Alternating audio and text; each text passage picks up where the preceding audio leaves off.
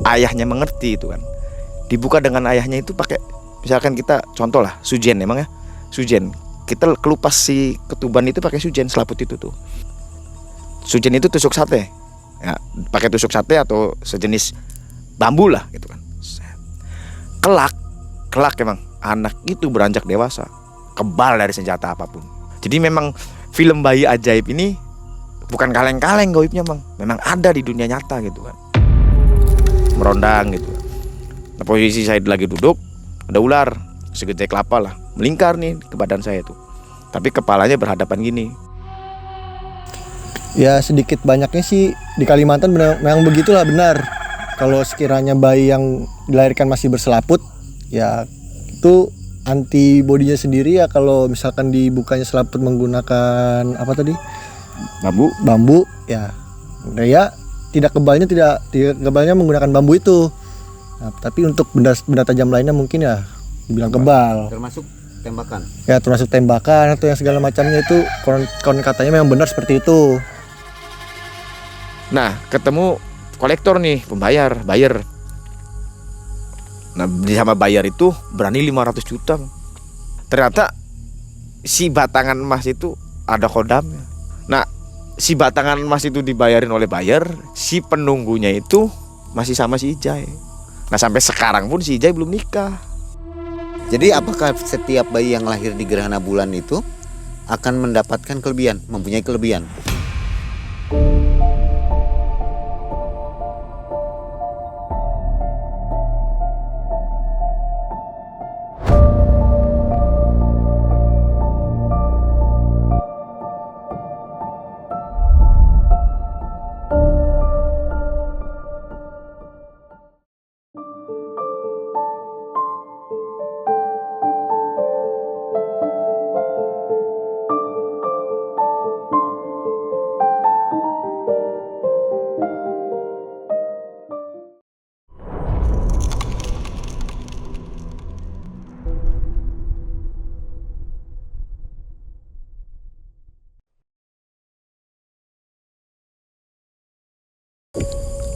Assalamualaikum warahmatullahi wabarakatuh.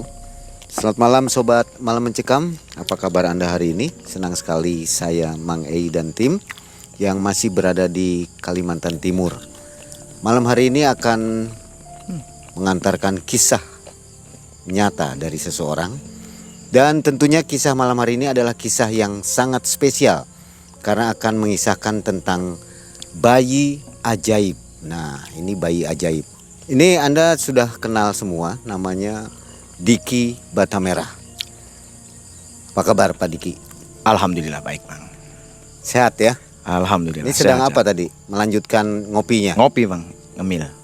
Bata merah. Bata di Kalimantan itu agak sedikit berbeda, Bang. Beda ini ya, Beda. batanya besar. Kecil sih, cuma lebih halus dan lembut. Gimana kualitasnya? Kayaknya yang Jatiwangi kalah, Bang.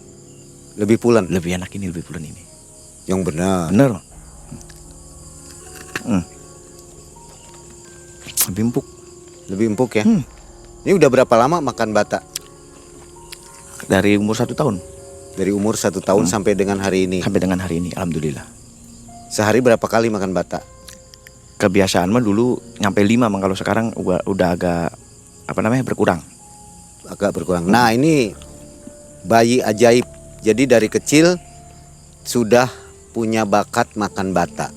Kalau orang lain makan nasi ya, ini makan bata. Itu kejadiannya seperti apa itu? Bisa seperti itu. Tapi nanti diceritakannya ya. Siap. Ini karena menyambung dengan ada film yang akan rilis tanggal 19 Januari di seluruh bioskop Indonesia. Judulnya Bayi Ajaib.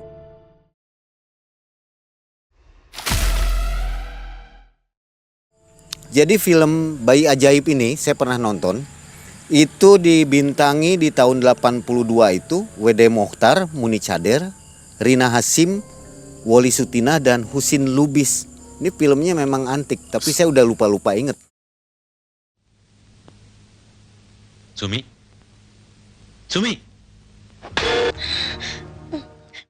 Wajib banget nonton film ini, apalagi yang suka horor ya. Jadi sinopsisnya seperti ini nih. Kosim menjadi kaya mendadak setelah menemukan emas di sungai desa Hirup Bagja. Dia segera menikahi Sumi dan hidup makmur sebagai juragan tanah. Ketika anak mereka lahir namanya Didi, jiwanya sudah dirasuki arwah Albert Dominic yang haus darah dan meneror warga desa. Kosim berusaha menutupi kenyataan ini karena dia sedang mencalonkan diri sebagai kepala desa yang baru. Dia harus bisa mengalahkan Soleh yang sudah mendapatkan simpati dari warga desa. Namun ketika arwah tersebut berbalik mengancam kehidupan keluarganya, Kosim memutuskan untuk membebaskan Didi dari jeratan pengaruh Albert Dominic.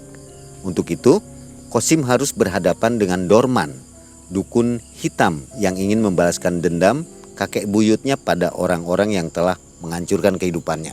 Nah, itu kira-kira kisah yang akan dituangkan di film Bayi Ajaib. Rilisnya tanggal 19 Januari. Ini besutan dari Falcon Picture. Jadi bintang-bintangnya juga kita semua sudah kenal nih ya. Iya. Ada Vino J. Bastian, Adipati Dolken, Desi Ratnasari, Sarah Fajira. Nah, ini penyanyi yang Lati ya. Iya. Dan artis cilik Raihan Cornelis van den Noor. Wah, Belanda nih. Belanda. Ini pasti filmnya luar biasa lah. Mantap. Karena sudah di remake. Kalau dulu kan jadul ya tampilannya. Sekarang ini tentu saja dengan teknologi. Tapi yang jangan nonton Bang kalau sendiri Mang. Jangan. Jangan. Saya Bahaya nggak itu. sarankan ini Anda nonton sendirian. Iya. Jangan. Saya sarankan nonton bersama, Bersama. keluarga, teman, pokoknya semua diajak. Ini Betul. karena mulai dari pesugihan, Iya. horornya itu, Iya Bang. horor pembunuhannya, ada juga hantunya, Hantunya ada. setan-setannya yang mencekam lah pokoknya. Jadi wajib nonton. Wajib. Ingat tanggal 19 Januari 2023. 2023. Oke? Jangan sampai ketinggalan. Betul. Nah, kenapa kok ada Mas Diki Batamerah, hubungannya apa dengan Bayi Ajaib? Ya, jadi begini nih. Sobat MM, Mas Diki Batamerah ini kalau saya lihat atau setelah kita teliti ya, ternyata termasuk bayi ajaib. Kenapa? Nanti kita coba ngobrol ya. Iya Bang. Bang Diki, Siap. kegiatan apa sekarang? Sekarang kegiatan masih explore Bang. Explore ya, Iya. Kebetulan ada di Kalimantan, cuma saya tidak membawa peralatan. peralatan yang keren, yang mantap. Jadi gagal explore Bang di sini. Gagal explore. Heeh. Harusnya ada tuh. Harusnya ada Bang. Di mana YouTube-nya? YouTube-nya di Melihat Malam. Di Melihat Malam ya. Oke. Jadi saksikan YouTube Melihat Malam, explore dari Bang Diki dan Bang Apik. Bang Apik ya. Iya. Gimana bisa makan bata? Aquele que está en su camino encontrará su fin en sus manos.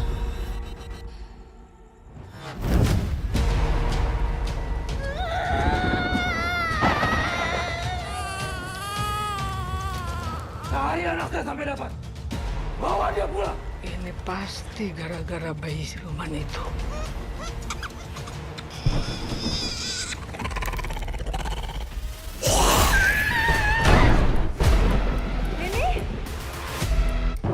Apa kamu melihat Didi datang ke rumah ini semalam? Tapi dia bukan seperti Didi, Ayah. Kepalanya orang tua.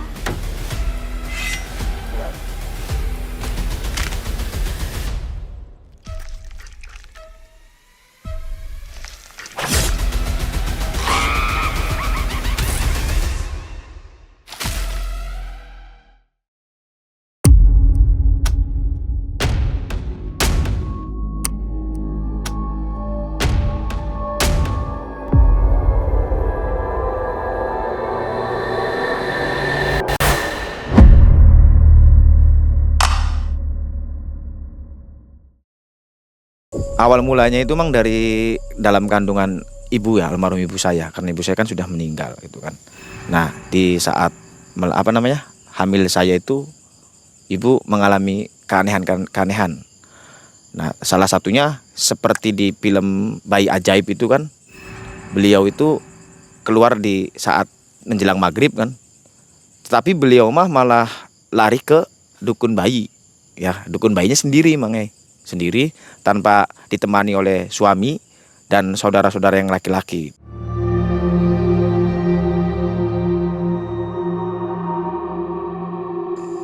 Nah, suatu ketika beliau hilang nih. tersesat di makam itu kan, di kuburan itu kan. Nah kalau kejadian yang saya alami itu, ibu saya pas melahirkan saya itu di saat gerhana bulan. Ada kemiripan. Ada kemiripan Bang, di saat gerhana bulan. Nah apabila kalau seorang anak dilahirkan di saat gerhana bulan itu, konon Bang ya, konon bakal mempunyai keanehan lah, keunikan. Cuma kebetulan alhamdulillah gitu kan, ibu saya di agamanya agak sedikit rapet ya. Jadi dia itu melakukan sholat gerhana. Setelah melakukan sholat gerhana, lahirlah saya Bang.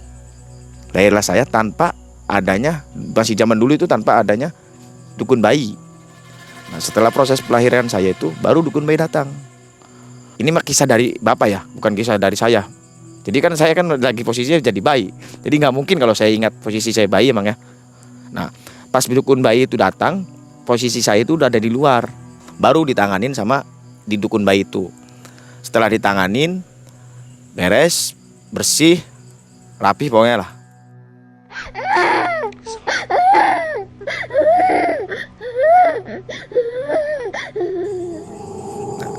Efek atau dampak dari gerhana bulan itu Mang, satu, ada yang langsung nempel di muka gitu kan, kayak coreng sedikit gitu kan. Keunikan-keunikan yang dialami apabila ada yang melahirkan atau ibu hamil di saat gerhana bulan, beliau tidak melakukan sholat sunnah, atau orang zaman dulu mah kita sembunyi di bawah tempat tidur gitu kan. Nah singkat cerita itu Mang pas 6 bulan sampai 9 bulan itu saya dikatakan tidak bisa melihat. Itu kata wak saya itu. Wak saya kan datang Mang dari Depok itu kan, membawa mainan apa yang puter-puter itu, mainan bayi yang di tempat tidur itu kan. Nah di situ saya tidak ada respon, mata ini tidak kanan kiri atas bawah tidak. Nah singkat cerita, wak saya itu pulang lagi ke Depok. Beliau mendapati suatu amanah dari lewat mimpi. Disuruhlah beliau itu mengaji surah Yasin setiap maghrib gitu. Nah, setelah itu kan wak saya boleh dikatakan lah, disamarkan wak saya itu wak Anwas lah gitu kan. Nah wak saya itu mengerjakan apa yang mimpi, apa yang dialami dia oleh mimpi itu kan, amanah-amanah pesan-pesan yang di dalam mimpi itu. Dia mengerjakan surat Yasin selama 7 hari. Mas setelah 7 hari itu beliau sengaja datang lagi ke Cirebon, dari Depok ke Cirebon. Datang ke rumah saya. Datang menemui ibu saya kan. Saya itu disuapin 1 sendok air putih, air Yasin itu Bang. Disuapin sembari dioleskan ke mata. 3 hari prosesnya. Setelah 3 hari itu baru mata ini ada reaksi dari mainan-mainan bayi yang di atas itu.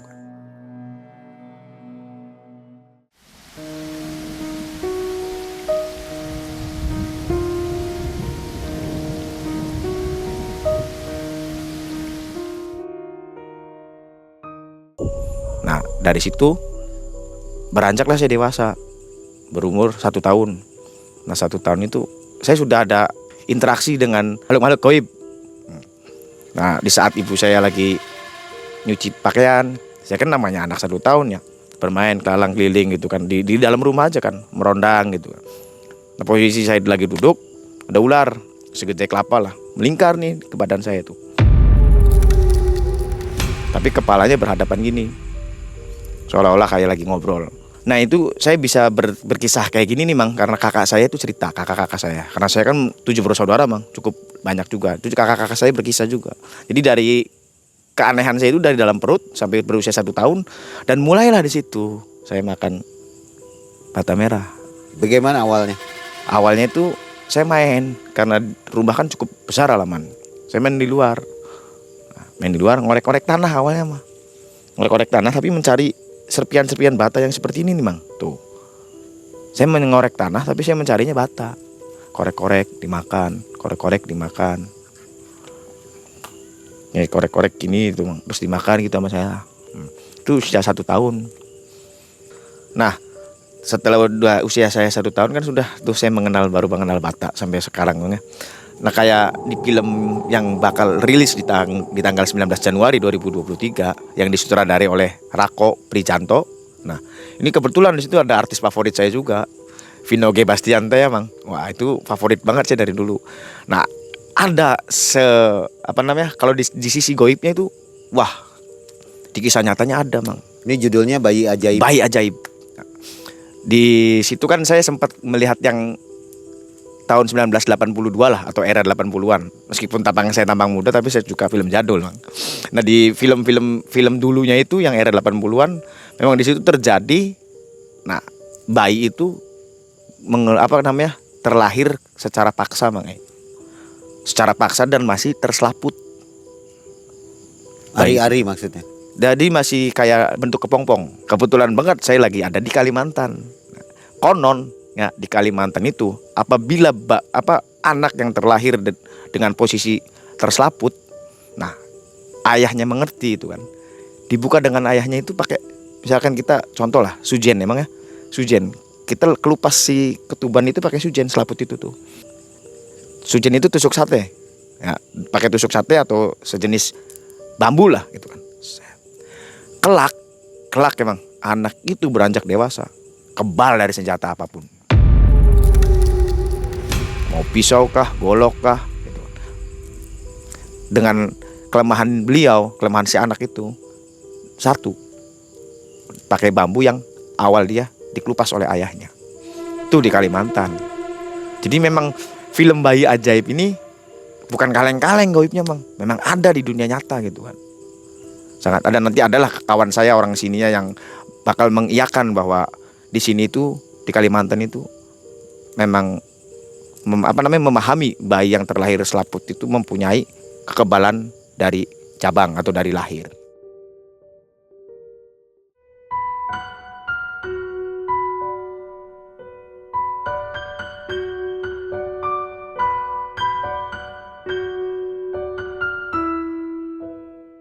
Kalau hamil melendung di belakang punggung itu gimana maksudnya ya?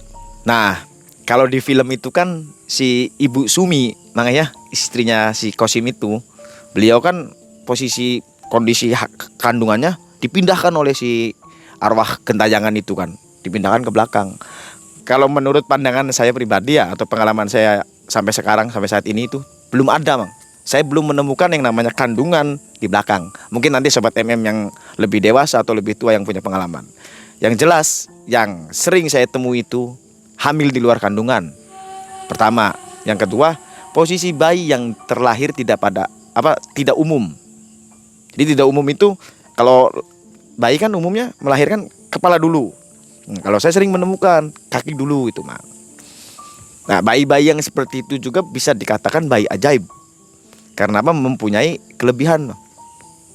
Dan mungkin yang lebih bulannya? Yang lebih bulannya juga bisa itu masuk dalam kategori yang lebih bulannya, karena ada yang lebih, ada yang kurang. Karena sekarang kan umumnya 9 bulan. Sedangkan kalau zaman dulu kita kilas balik atau flashback ke belakang, bayi kan ada yang 7 bulan, ada yang 9 bulan, ada yang 12 bulan, bahkan ada yang 13 bulan kan. Sama halnya dengan film Bayi Ajaib. Si Didi itu terlahir dalam usia 6 bulan, Bang. Prematur sangat itu. Jadi dititis atau menurut film itu reinkarnasi dari Portugis tadi ya? Iya, dari Alberto Dominic Balsendam itu. Masuk ke tubuh anaknya si Kosim itu, iya. Kelebihan orang-orang yang punya lahir lebih atau prematur itu biasanya apa ya? Nah, kalau menurut pandangan Jawa, kebetulan saya orang Cirebon kan orang Jawa. Kayak yang bayi terlahir kakinya dulu ya. Yang pertama, dia itu konon kelak apabila dia menginjak kelas SD lah, kelas 1, dia mempunyai ketegasan atau kedisiplinan. Yang kedua, anak-anak tersebut cerdas. Yang ketiga lagi kalau pembahasan ke spiritual ya, ke ilmu-ilmuan itu, dia salah satu sebagai wadah. Dah, yang keempat, dia itu jadi tidak bakal ada yang namanya ngegepok. Sama halnya orang yang terlahir lebih dari 9 bulan atau bahkan kurang dari 9 bulan. Kalau di dalam kandungan. Misalkan ada bayi yang terlahir 11 bulan. Beliau kalau melakukan ilmu anti tembak kah, ini kah, itu kah, aman Mang di situ Mang. Tidak ada yang namanya ngegepok, termasuk anak saya sendiri. Anak saya sendiri itu terlahir 7 bulan Mang. 7 bulan dan dalam keadaan berat badannya itu bebeknya itu berat si bayi 1,2 kilo. Kecil ya. Iya. Kecil sangat itu. Anaknya Mas Diki. Anaknya saya itu. Apa udah kelihatan kelebihannya? Kelebihannya satu memang beliau anak saya itu agak sensitif di mata, terus cerdas Bang. Cerdas, jadi ngomong itu ya sudah kayak orang dewasa lah. Jadi kalau diajak ngobrol itu dia masuk kan. Beda kalau orang-orang yang pada umumnya terlahir itu kan tidak ada kelebihan. Kadang dalam pembicaraan sering ngaco, atau dunia anak kan pada umumnya bermain. Kalau anak saya udah enak diajak ngobrol gini gitu. Berarti kelebihan positif ya. Kelebihan positif. Nah, di film ini si Didi itu kelebihannya bukan positif, justru jahat. Nah kalau si Didi itu di film Bayi Ajaib Bang, dia itu kan karena ada titisan arwah gentayangan atau arwah Portugis Alberto Dominic itu. Nah di situ juga di kampung tersebut ada garis keturunan dari arwah Portugis itu, si Dorman itu pesaing Pak Kosim itu dalam pemilihan pilkada Mang. Jadi itu mah tidak pure, tidak murni gift atau pemberian dari Allah lah. Itu mah ada campur tangan arwah gentayangan. Kalau di film Bayi Ajaib ini, ya sekutu makhluk atau sekutu makhluk.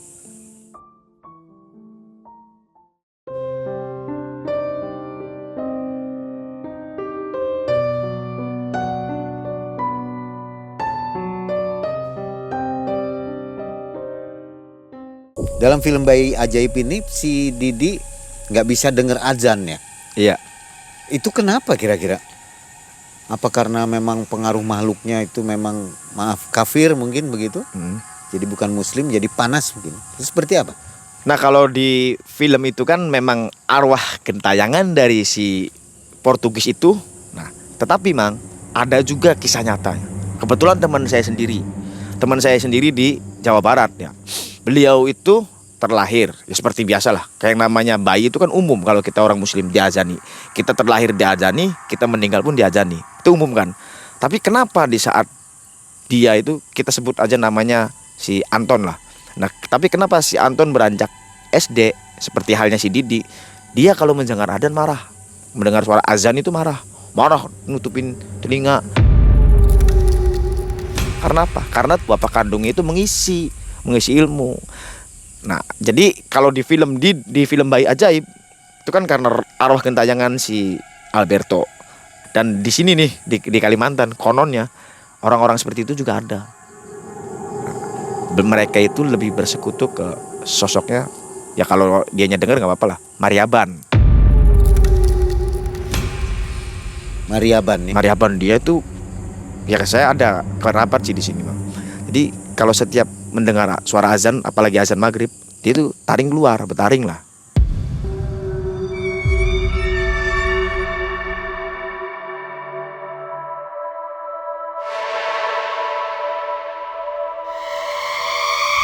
Terus marah, mata merah gitu. Bisa diundang temannya? Boleh, bisa.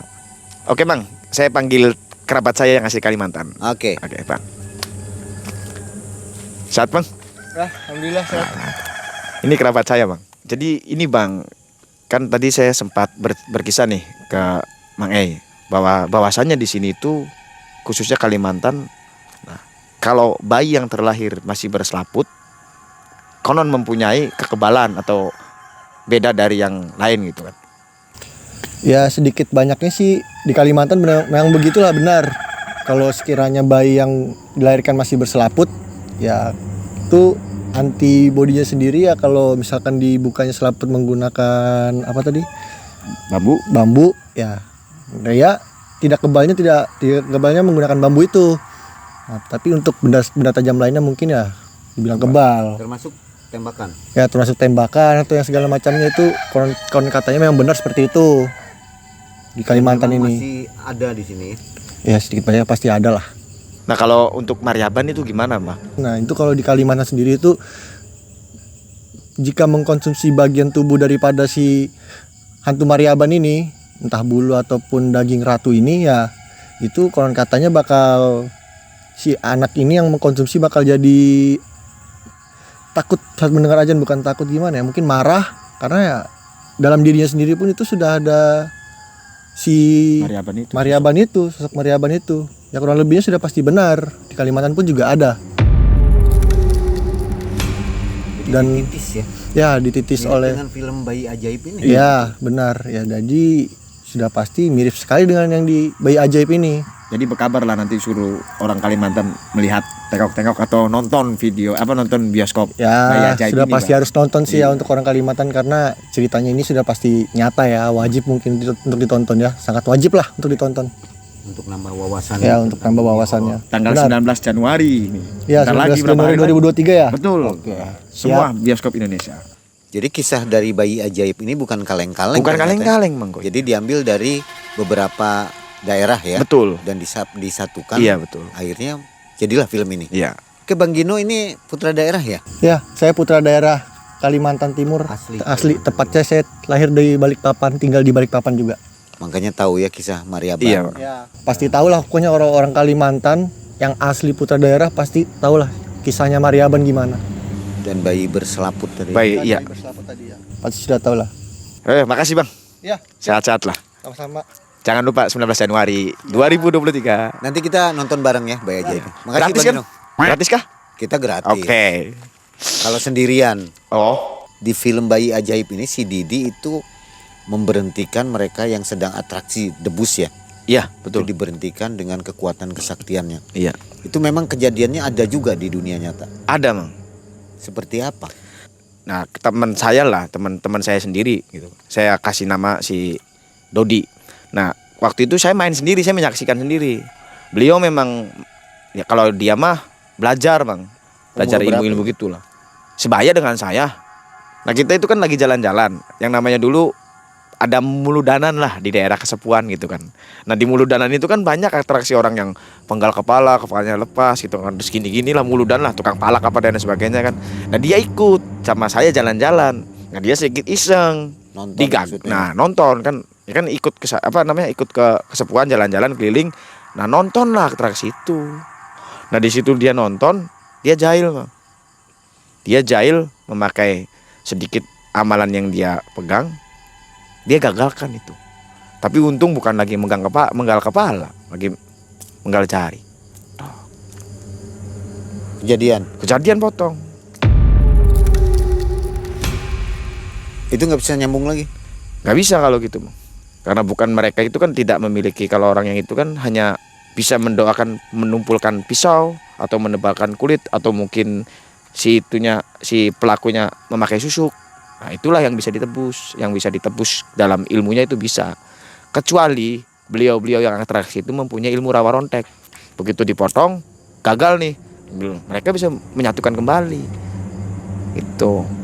Nah, makanya untuk sekarang nih, zaman sekarang, karena canggihnya media dan lain sebagainya, orang-orang yang pengen berdebus itu harus izin.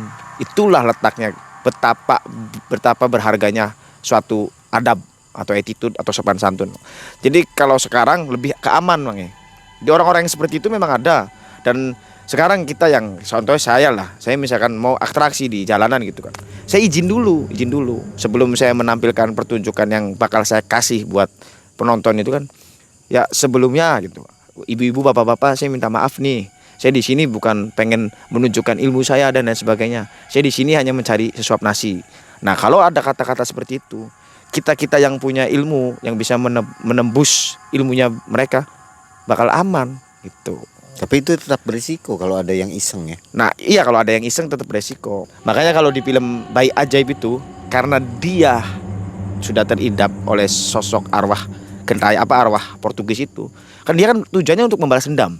Jadi seperti apa dan harus bagaimana, dia itu sudah di-setir lah sama si arwah Alberto itu. Nah, kalau untuk di kehidupan nyata, orang-orang yang memiliki atau mempunyai ilmu yang seperti itu, mereka bakal menghormati sesama, Bang. Karena tidak ada unsur untuk balas dendam. Kita di sini saling menghargai lah, itu. Seperti itu. Agak sedikit berbeda tujuannya ya. Betul. Di Bayi Ajaib si Didi nggak bisa disunat. Kejadian sebenarnya ada nggak tuh? Nggak bisa disunat. Ya. Punya pengalaman mungkin. Punya. Nah, pengalaman saya sebelum ke tidak mempan disunat itu di desa saya, ya, di desa saya di Cirebon, ada satu anak yang dihitan malah oleh bangsa jin.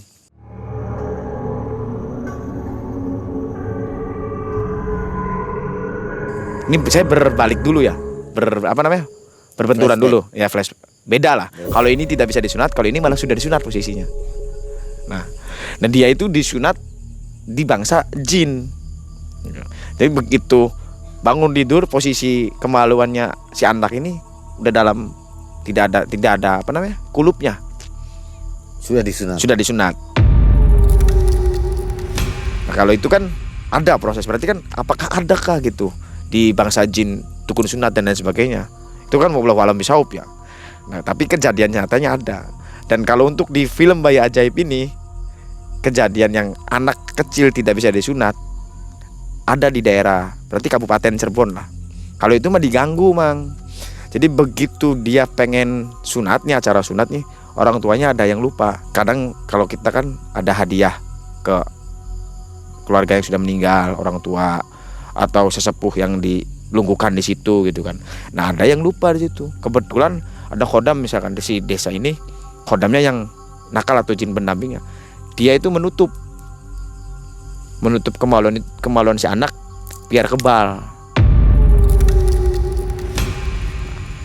Jadi saya ingat lagi deh teman saya yang baru asan itu si Gino. Di sini pun ada kan kinjat hilang itu kan, kemaluan yang hilang kan. Nah, ada juga di Kalimantan gitu kan.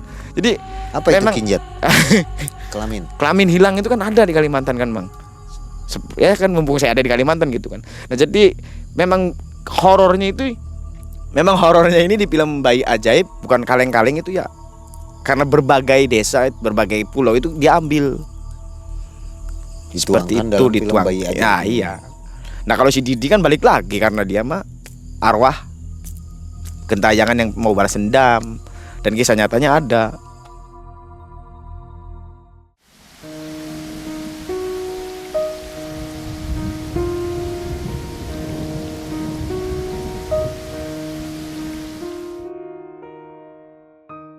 Di film ini ada penemuan berlian ya, batu berlian, dan itu milik dari Alberto Dominic, seorang Portugis tadi yang sudah jadi hantu ya. Kalau di dunia nyata itu ada nggak begitu nemukan batu jadi bisa kaya ya? Itu Ada. seperti apa sih? Ada. Itu kisahnya ya, kita maaf ya sebelumnya buat sobat MM ini bukan cocokologi, tapi memang goib-goib yang di Bayi Ajaib itu ada di nyata. Saya berulang-ulang kali kan ngucap ini kan. Nah, kejadiannya itu tepat di daerah Cirebon Timur lah. Ya, mungkin kalau orang-orang Cirebonnya tahu di bagian Cirebon Timur.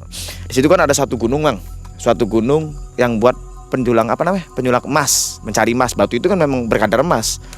Nah, kebetulan di situ ada teman saya. Teman-temannya saya lagi. Misalkan teman saya tadi si Gino. Nah, si Gino ini samarkan Gino ya. Si Gino ini punya teman namanya Ijai lah. Nah, si Ijai ini menemukan emas batangan, Bang. Nah, cuma kan dia kan karena daerah situ SDM-nya masih rendah. Jadi udah aja lah, nemu emas nih. Dan memang gunung-gunung berkadar emas ya. Jadi dia balik di rumah. Nah, datanglah kawannya lagi tuh main ke rumah.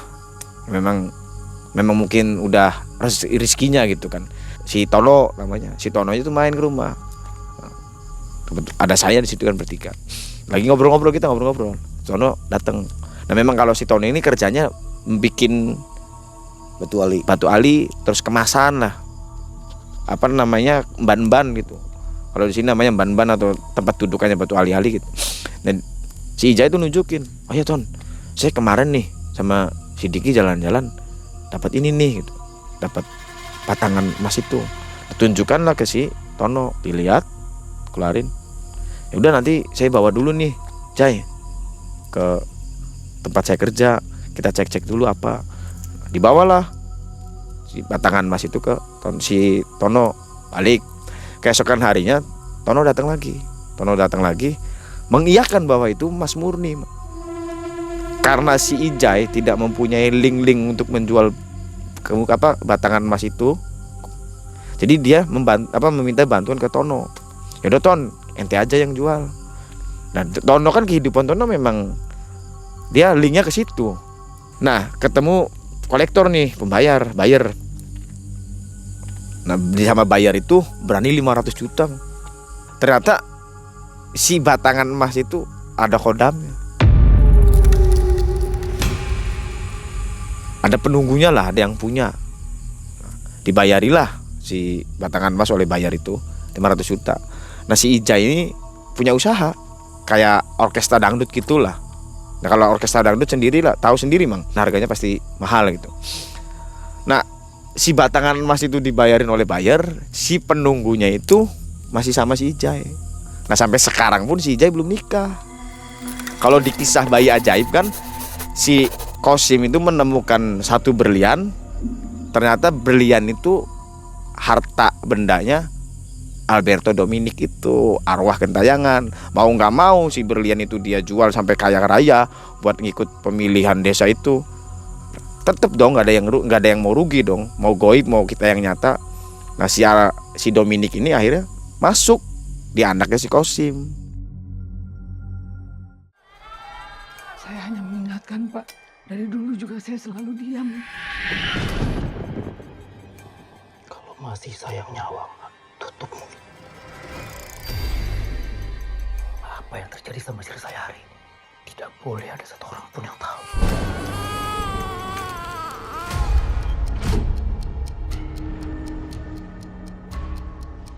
Selama masih ada warga desa yang menempuh jalan musyrik untuk jadi kaya, dukun-dukun sesat akan terus berjaya, Pak Soleh. Buat apa memilih jalan yang sulit kalau ada jalan yang lebih mudah untuk menang? Saya bisa membuat Soleh menderita. Tunggu. Saya curiga ada yang sedang merasuki anak Pak Qasim mungkin. Emangnya kamu percaya anak kita setan?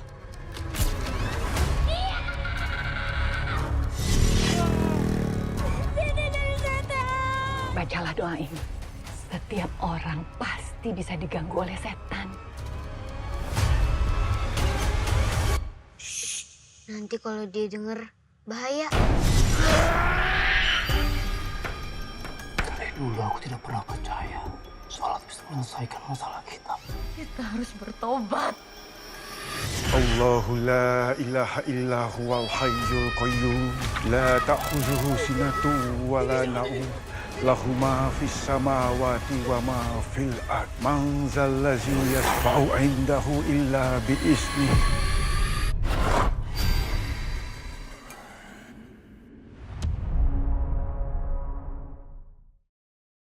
Persamaan dengan Mas Diki ini sebagai kita juluki aja Bayi Ajaib versi sekarang ya. Di video-video Malam Mencekam Mas Diki kan pernah menceritakan kisah nyatanya tentang daun sirih yang berubah jadi uang, kemudian mengobati orang. Itu awalnya seperti apa? Apa ada kesamaan dengan film Bayi Ajaib ini nggak kira-kira? Nah, awalnya Mang, itu tuh kalau saya pribadi juga tidak menyadari. Memang kalau sebenarnya orang-orang yang mempunyai gift atau pemberian dari Allah itu kita tidak sadar. Ya saya sama seperti manusia pada umumnya. Saya sekolah-sekolah, saya kuliah-kuliah gitu kan. Bahkan saya kerja kanan kiri depan belakang gitu.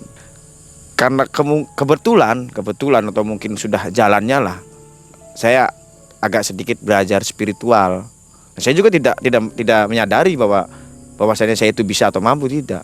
Karena semuanya kan balik lagi kehendak Allah gitu kan. Nah, kayak daun sirih itu kan, saya awalnya belajar Mang. Belajar apa? Kenali dirimu sendiri sebelum mengenali Tuhan. Awalnya saya belajar itu. Belajar itu di salah satu pondok pesantren kan. Apa sih makna itu kan?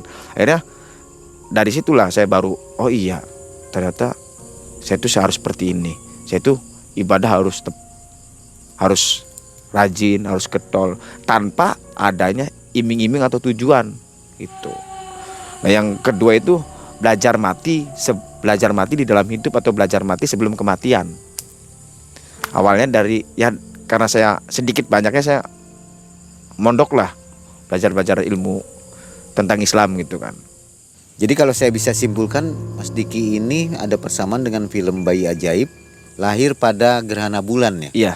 Jadi akan ada kelebihan-kelebihannya. Iya. Itu kesamaannya ya mungkin. Iya, kemungkinan itu. Jadi apakah setiap bayi yang lahir di gerhana bulan itu akan mendapatkan kelebihan, mempunyai kelebihan? Ya wallahu alam, cuma mayoritas kebanyakan seperti itu. Apalagi kalau misalkan perempuan terlahir dalam posisi gerhana bulan, ada yang dari ini pelet lah gitu kan. Itu pengasian dan sebagainya. Nah, Sobat MM, itulah kenapa Mas Diki kita undang untuk bercerita, berkisah di Malam Mencekam sehubungan dengan launching film Bayi Ajaib. Ada persamaannya. Nanti Anda silakan menilai dan komentar di bawah. Sobat MM, jangan lupa untuk menyaksikan film yang spektakuler saya bilang ini ya. Film ini dibintangi para pemain ternama antara lain Vino J. Bastian, Adipati Dolken, Desi Ratnasari, Sarah Fajira, dan artis cilik Raihan Cornelis van den Noord. Ini akan rilis tanggal 19 Januari 2023 di kota Anda. Jadi jangan lupa untuk menambah wawasan kita tentang seputar horor dan goib yang ada di Indonesia. Ternyata film Bayi Ajaib ini benar-benar memberikan pandangan yang lebih luas kepada kita, apalagi untuk pencinta horor ya. Iya. Baik Sobat MM, begitu saja kisah dari Malam Mencekam. Mas Diki, terima kasih atas Sama-sama. bantuan untuk menjelaskan tentang Bayi Ajaib ini. Saya Mang Ai dan tim dari Kalimantan Timur, Balikpapan undur diri. Assalamualaikum warahmatullahi wabarakatuh.